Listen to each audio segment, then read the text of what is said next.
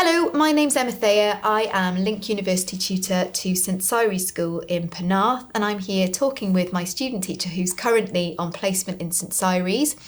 She's going to be talking about a particular strand of the pedagogy standard, and she's going to be talking about how she got from aware to capable, noting that she's actually on the cusp at the moment. Okay, so better introduce yourself and say what we're going to talk about. Hi, I'm Lucy Morgan. I'm a PGC English secondary student, and we're going to look at Pedagogy 11, which is progression in learning. Okay, so noting that you, as you've told me before we started rolling, you think you're on the cusp now of aware into capable. You're almost at capable. So tell me, what did it look like to be aware, and how do you see your progression going in this strand as you're getting to capable? So now that I'm aware, all of my lessons kind of have a link between them all. You can see the learning progression take place because I knew the end goal that I wanted them to get to, and I almost planned backwards of like lesson by lesson, what skill do I need them to learn here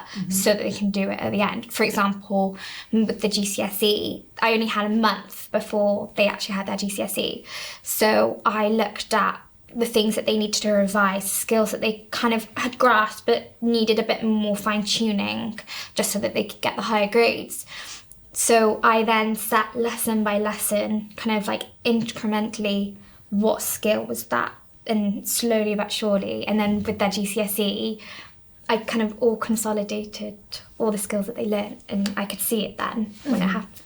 And so you've obviously been there for longer. What's changed now? How are you starting to see that you're moving towards capable in this particular strand? And what are the sort of indicators that you are becoming capable? So now when I'm teaching, I kind of just tell the students the lesson intentions that I've set. And in my head, I know their progression in that lesson. I know where they will be. I know the skills that they'll learn. But I think to be capable, I need to start telling them why and explaining to them the skills that they're going to know, because otherwise there isn't as much of an impact on them. So instead of saying today we're going to do an extract and getting them to think critically about each word and pulling it out, tell them this is how you do it critically, like you are critically thinking and you can use this in so many different other subjects. I think that for them to say, yes, I have progressed in that lesson, that's also really important to kind of overall show learning progression. So what's improved then in your practice that's made that change? Like, what's made the difference for you? Is it, feedback that you've been having from the mentor? Is it actually understanding how your pupils are progressing better? What's made the difference, or what's making the difference? I think getting to know the students better and having more confidence almost in my pedagogy and in my lesson plans. Now that I've kind of like gotten a hang on and I've settled into the department, I can now focus on like the learners, and it's much more pupil-centred rather than me kind of planning it for them. It's making them involved in their learning experience, which is obviously vital.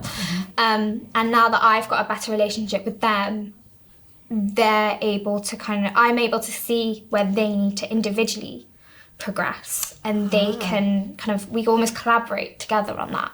That's really interesting. So we've talked a lot about, you've got a better understanding of progression lesson by lesson. You talked a bit about how that leads up to an end goal, but you've obviously been there for longer now, and you've had a bit of insight into medium-term planning. Is that potentially going to make the difference to your ability to move towards capable in progression in learning? Yeah, I think definitely. I've seen in an inset day, they planned a scheme of work, and seeing the thought processes behind why this lesson must become before that one, what skill do they need to learn before they can go on to that skill, is vital. And it's something that I definitely want to kind of collaborate and get involved in more, so that it makes my own lessons better rather than just following a system. I want to be involved in that. Thank you for that.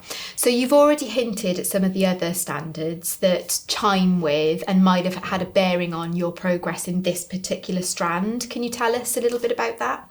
Yeah, I think the other pedagogies strands, so especially the learners reflecting on their own learning, because I need to see what they have actually progressed with, but they need to see what they've progressed with. There's no point me knowing if they don't know either. They need to know like what skills they're really good at, what skills they're not good at, not just for English but for cross-curricular.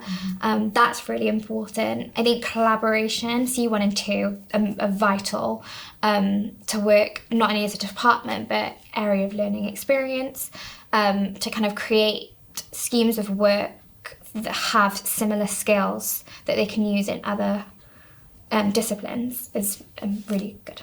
And my final question is about, you know, other areas of your practice where you're seeing that you're making this progress. I mean, a big one for this is your pupils' work. Are you seeing evidence that you're progressing? And if so, where are you seeing that? Definitely in their work, because they understand the skill that they're now learning. I think they're almost taking more responsibility for their learning because I'm telling them the skills that they are learning. It's almost becoming more worthwhile to them. They're seeing the impact that this lesson has. I mean, I'm not just teaching them a book, I'm teaching skills that they can use in loads of different subjects. I can also see it in their assessments. They're starting to kind of deep thinking and they're starting to think critically. So I see it there.